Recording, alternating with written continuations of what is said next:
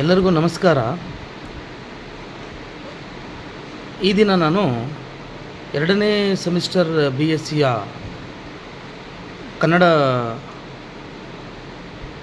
ಪಠ್ಯದಲ್ಲಿನ ಪ್ರಬಂಧ ಭಾಗದಲ್ಲಿ ಬಂದಿರುವಂತಹ ಕನಸುಗಳ ಶಕ್ತಿ ಅನ್ನುವಂತಹ ಒಂದು ಪ್ರಬಂಧ ಡಾಕ್ಟರ್ APJ ಅಬ್ದುಲ್ ಕಲಾಂ ಅವರು ರಚಿಸಿರೋದನ್ನು ಕನ್ನಡಕ್ಕೆ GM ಮಧ್ಯಸ್ಥ ಎನ್ನುವಂಥವರು ಅನುವಾದ ಮಾಡಿದ್ದಾರೆ.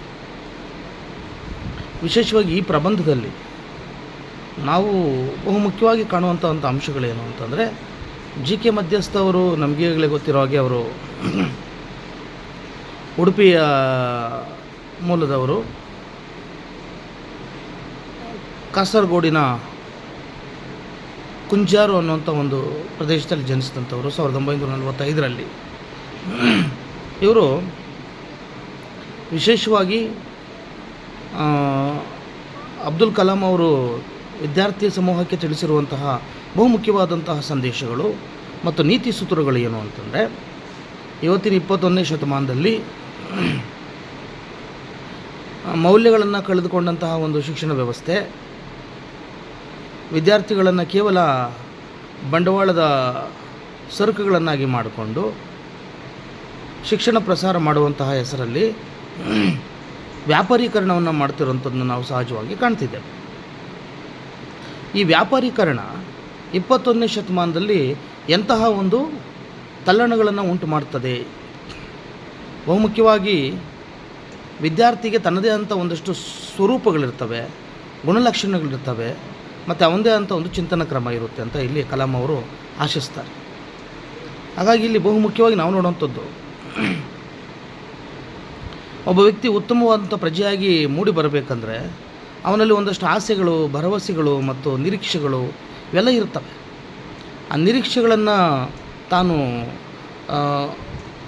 ನಿಜವಾಗಿಸಿಕೊಳ್ತಾ ಅನಿರೀಕ್ಷಿತಗಳನ್ನು ಹುಸಿಗೊಳಿಸ್ಕೊಳ್ತಾ ಅವನು ಮುಂದೆ ಹೋಗಬೇಕಾಗುತ್ತೆ. ಸೊ ಅಂತಹ ಒಂದು ಕಾರಣಕ್ಕಾಗಿಯೇ ಇಲ್ಲಿ ಕಲಾಂ ಅವರು ಬಹುಮುಖ್ಯವಾದ ಸಂಗತಿಗಳು, ಮೊದಲು ಓದುವಂತಹ ವಿದ್ಯಾರ್ಥಿಗೆ ಅಥವಾ ತನ್ನ ಕಲಿಕೆಯಲ್ಲಿ ಅವನಿಗೆ ಮೊದಲಿಗೆ ಬೇಕಾದಂಥದ್ದು ಆಶಾವಾದ ಅಂತ. ದಟ್ ಆಪ್ಟಿಮಿಸ್ಟಿಕ್ ಆಶಾವಾದ ಅಂತಂದರೆ, ನಾನು ಈ ಒಂದು ಕಾರ್ಯವನ್ನು ಮಾಡಿಯೇ ತೀರ್ತೇನೆ ಅನ್ನುವಂತಹ ಒಂದು ನಂಬಿಕೆ ಮತ್ತು ಕಲ್ಪನೆಯನ್ನು ತಾನು ಇಟ್ಕೊಂಡಿರಬೇಕಾಗುತ್ತೆ ಅನ್ನೋಂಥ ಮಾತನ್ನು ಅವರಲ್ಲಿ ಹೇಳ್ತಾರೆ. ಅದೇ ರೀತಿಯಾಗಿ ನಾವು ಇನ್ನೂ ಬಹುಮುಖ್ಯವಾಗಿ ನೋಡುವಂಥದ್ದು ಏನಪ್ಪ ಅಂತಂದರೆ, ಕೆಲವೊಂದು ಅಂಶಗಳು, ಮನುಷ್ಯ ಕನಸುಗಳನ್ನು ಕಾಣಬೇಕು. ಆ ಕನಸುಗಳು ಎಂಥವು ಅಂತಂದರೆ, ನಿದ್ರೆಯಲ್ಲಿ ಕಾಣುವಂಥದ್ದಲ್ಲ, ಬದಲಾಗಿ ನಮ್ಮನ್ನು ನಿದ್ರಿಸಲಿಕ್ಕೆ ಬಿಡದೇ ಇರುವಂಥದ್ದನ್ನು ನಿಜವಾದ ಕನಸು ಅನ್ನೋದು. ಇದು ಬಹುಶಃ ಕನಸು ಅನ್ನೋದಕ್ಕಿಂತ ಅದು ನಮ್ಮ ಮನದ ಒಳಗಡೆ ಕುದಿಯುತ್ತಿರುವಂತಹ ಅಥವಾ ನಾವು ಸದಾಕಾಲ ಬಯಸುತ್ತಿರುವಂತಹ ಒಂದು ಅಪೇಕ್ಷೆ ಮತ್ತು ನಾವು ಹೊಂದಿರಬಹುದಾದಂಥ ಗುರಿ, ಇಂಥದ್ದನ್ನು ನಾವು ಮುಖ್ಯವಾಗಿ ಅರ್ಥೈಸ್ಕೊಳ್ಬೇಕಾಗುತ್ತೆ. ಅದೇ ರೀತಿಯಾಗಿ ಇಲ್ಲಿ ಕಲಾಂ ಅವರು ಬಹುಮುಖ್ಯವಾದಂಥ 3 ಅಂಶಗಳನ್ನು ಇಲ್ಲಿ ಹೇಳ್ತಾರೆ ತಮ್ಮ ಬದುಕಿನ ಒಂದು ಅನುಭವಗಳಲ್ಲಿ. ಏನು ಅಂತಂದರೆ, ಎಲ್ಲ ಕಾಲಕ್ಕೂ ಕಲಿಯುವಂತಹ ವ್ಯಕ್ತಿ ಸರಳವೂ ಮತ್ತು ಸದಾಚಾರವೂ ಉಳ್ಳವನಾಗಿರಬೇಕು ಅಂತ. ಆದರೆ ನಮ್ಮಲ್ಲಿ ಬಹುದೊಡ್ಡ ದುರಂತ ಏನು ಅಂತಂದರೆ, ನಾವು ಇವರು ವ್ಯಕ್ತಪಡಿಸಿದಂತಹ ಅಂಶಗಳಿಗೆ ವಿರುದ್ಧವಾಗಿ ಬದುಕ್ತಾ ಇರುವಂಥದ್ದನ್ನು ನಾವು ಇವತ್ತು ಕಾಣ್ತೀವಿ. ಇವತ್ತು ಮನುಷ್ಯ ಸರಳತೆಯನ್ನು ತಾನು ಯಾವುದೇ ಕಾರಣಕ್ಕೂ ಒಪ್ಕೊಳ್ಳಲ್ಲ, ಸದಾಚಾರ ಅಂತೂ ಮೊದಲೇ ಇಲ್ಲ. ಅದಕ್ಕೆ ವಿರುದ್ಧವಾಗಿ ಸರಳತೆ ಹೋಗಿ ತುಂಬ ವಿಜೃಂಭಣೆ ಆಗಿದೆ. ಸದಾಚಾರದ ಸ್ಥಾನದಲ್ಲಿ ದುರಾಚಾರ ಬಂದು ಕುಂತಿದೆ. ಸೊ ಇಂಥದ್ದನ್ನ ನಾವು ಮೊದಲು ವಿದ್ಯಾರ್ಥಿ ಸಮೂಹಕ್ಕೆ ನಾವು ತಿಳಿಸ್ಕೊಡ್ಬೇಕಾಗ್ತದೆ. ಇನ್ನು 2ನೇ ಅಂಶ ಏನಪ್ಪ ಅಂತಂದರೆ,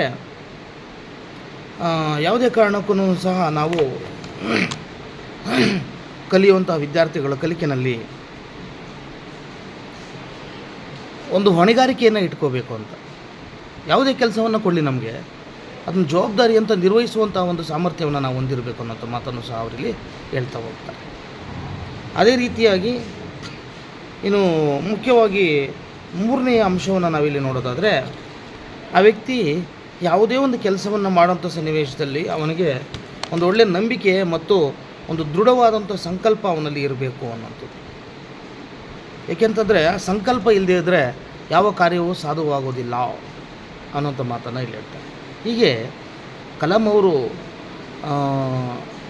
ಈ ಮುಂದುವರಿಯುತ್ತಿರುವಂಥ ಭಾರತಕ್ಕೆ, ಅಭಿವೃದ್ಧಿ ಹೊಂದುತ್ತಿರುವಂಥ ಭಾರತಕ್ಕೆ, ಇವತ್ತಿನ ಶಿಕ್ಷಣ ವ್ಯವಸ್ಥೆಗೆ ನಿಜಕ್ಕೂ ಸಹ ತಮ್ಮ ಲೇಖನದ ಮೂಲಕವಾಗಿ ಒಂದೊಳ್ಳೆ ಸಂದೇಶವನ್ನು ಕೊಟ್ಟಿದ್ದಾರೆ.